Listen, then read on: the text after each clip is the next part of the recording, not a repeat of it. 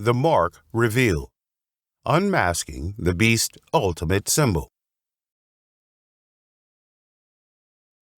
Symbols have held immense power throughout history, yet none rival the mark of the beast, which will determine the destinies of countless souls.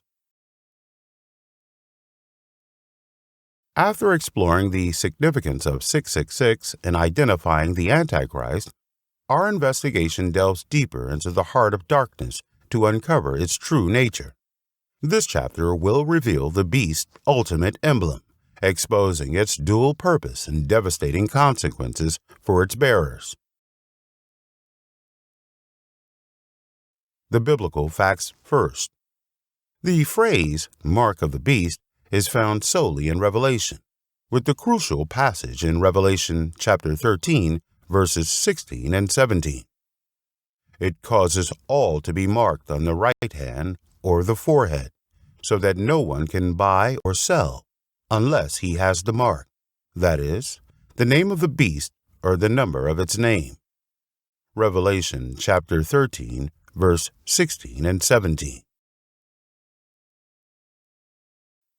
The Greek word for mark is charagma, which denotes a concavity produced by engraving, etching, branding, cutting, imprinting, or stamping.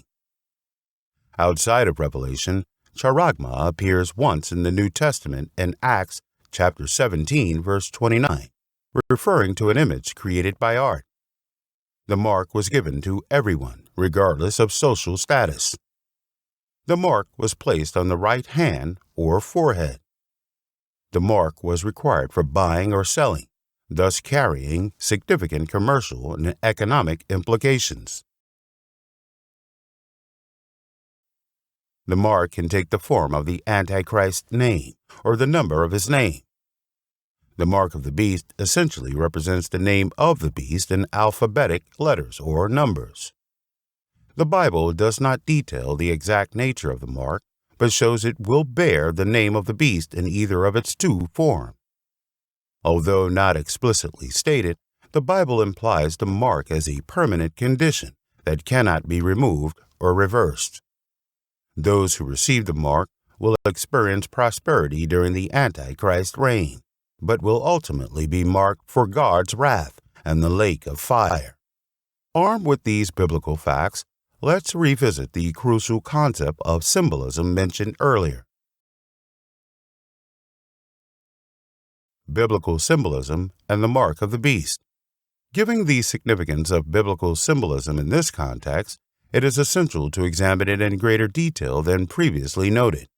We will explore this in a two-step process: prophetic vision and symbolic interpretation. The prophetic vision. Symbolism originates from the vision received from God. The seer does not choose or invent the symbols in their mind. Rather, God determines what the seer sees. In Revelation 13, John saw a terrifying creature with 7 heads and people bearing marks on their foreheads and right hand. After seeing these symbols, he had to discern their meaning. The symbolic interpretation. Prophetic symbols and visions represent real-life people, places, events, objects, or periods. Our challenging task is to determine the meanings of these symbols, if they are indeed symbols. An invaluable interpretive aid in Revelation is when God explicitly clarifies the meaning of symbols. For example, Jesus informed John that the 7 lampstands he saw symbolized the 7 churches. Revelation chapter 1, verse 20. Similarly, the dragon in John's visions represents Satan, an invisible spirit being on earth in real life. Hence, when John observed marks on people's heads and right hands in his vision, he saw a mark on their bodies. But was that mark a symbol of something, or was it a literal bodily mark in real life? If it was a symbol, what did it represent? As expected, various interpretations of the mark have emerged. 4 common interpretations of the mark. What did the original readers of Revelation understand? Bible scholars have identified four plausible explanations. See Figure 8. 1. A tattoo or branding on the arm of insubordinate slaves and captured soldiers. 2. An imperial seal that bore the image and name of the Roman emperor. 3. The image and name of the Roman emperor or Roman coins. 4. Jewish phylacteries, small leather boxes containing scriptures worn on the forehead and left hand. Regardless of what the mark might have meant to these first readers of John's letter, the key issue is the future manifestation of the mark when the Antichrist rises to power. What would the mark be in the Antichrist government?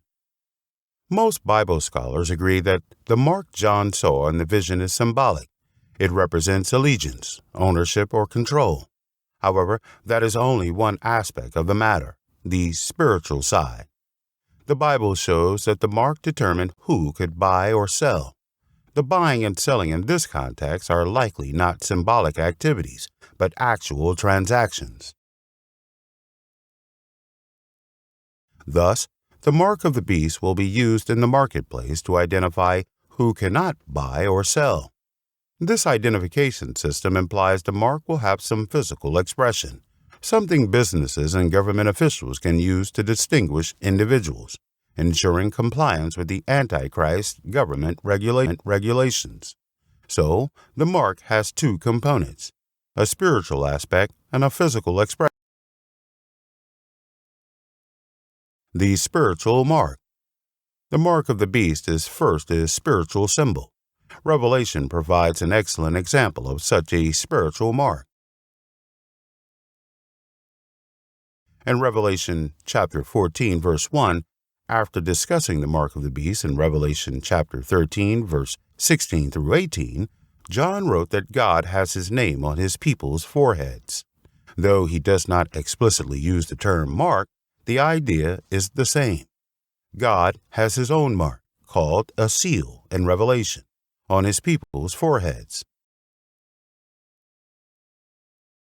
Consequently, as the beast marks his followers on their foreheads, God seals his worshippers to signify their allegiance to him. The physical mark.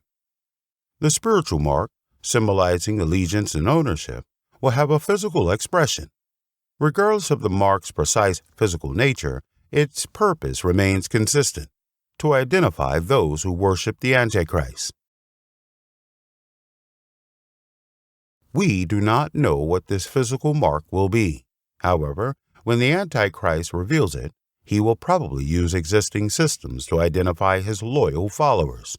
Observe how the world functions today and consider how easy it will be to determine who can buy or sell, in person or online. Figure 9 summarizes the two dimensions of the mark.